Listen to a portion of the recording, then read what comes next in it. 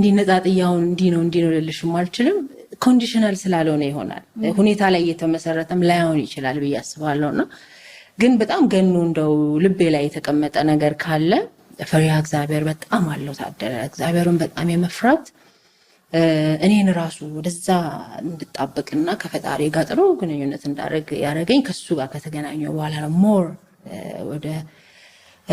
እምነት ተቋማትን በጣም ማዘውተር የጀመርኩትና አንድ ይሄ ነገር ነው ሌላው በጣም ደግሞ የሚደነቀው በጣም መልካም ነገሩ ጨዋነቱ ነው በጣም ታደለ ጨዋ ሰው ነው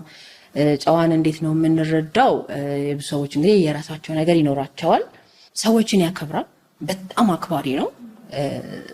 ሴቱንም ወንዱንም ማለት ነው ጓደኞች አሉት በጣም ሰፊ ነው ሶሻል ላይፉ ታደለ እና በዛ ነገሮች ሁሉ ለሰዎች ስሜት የመጨነቅ የሰዎችን የውስጥ ስሜት የማክበር